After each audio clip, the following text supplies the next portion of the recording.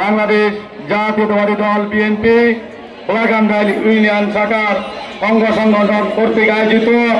আজকের এই দোয়া এবং ইফতার মাহফিল অনুষ্ঠানের সম্মানিত সভাপতি হিসাবে আমাদের মাঝে উপস্থিত আছেন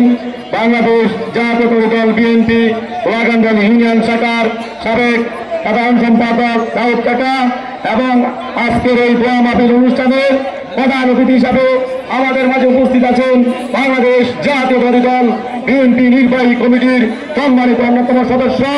রূপগঞ্জের মামাটি মানুষের নেতা রূপগঞ্জের আগামী দিনের ভবিষ্যৎ কালাঙ্গরের বীর মুক্তিযোদ্ধা জনাব কাজী মনিরুজ্জামান মনির ভাই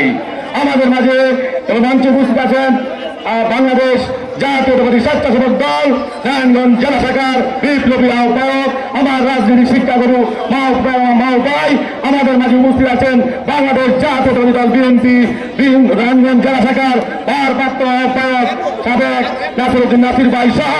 এবং আমাদের মাঝে উপস্থিত আছেন বাংলাদেশ জাতীয়তাবাদী দল বিএনপি কেন্দ্রীয় কমিটি যুব দলের সাবেক সাধারণ সম্পাদক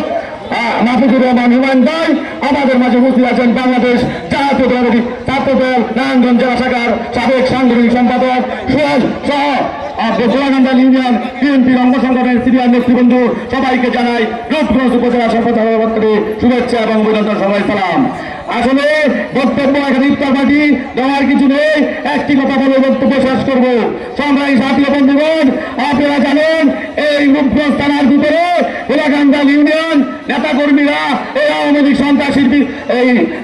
সন্ত্রাসী দল দ্বারা অনেক অত্যাচার নির্যাতন সহায় করেছে। এমন অত্যাচার নির্যাতন গোলাকান্দা ইউনিয়ন নেতা কর্মীরা সহায় করেছে, আর কোন ইউনিয়নে এমন হয়নি। তাই আমি বলতে চাই গোলাকান্দা ইউনিয়ন যারা নেতাকর্মী রয়েছে তারা আমরা ঐক্যবদ্ধ থাকবো এবং মনির ভাইয়ের হাতকে শক্তিশালী করে ইনশাল্লাহ আগামী দিনে মনির ভাইকে এমপি করে মন্ত্রী বানিয়ে সংসদে নিব, এই বলে আমার বক্তব্য শেষ করছি। বাংলাদেশ জিন্দাবাদ, বাংলাদেশ জাতীয়তাবাদী দল জিন্দাবাদ, তারেক শরীফ রাষ্ট্রপতি রহমান অমর হোক, রাষ্ট্রপতি বেগম খালেদা জিয়া জিন্দাবাদ, তারেক রহমান বীরের দেশে আসবে ফিরে, বাংলাদেশে বীর মুক্তিযোদ্ধা কাজী মনিরুজ্জামান মনির ভাই জিন্দাবাদ, স্বেচ্ছাসেবক দল জিন্দাবাদ। সবাইকে ধন্যবাদ।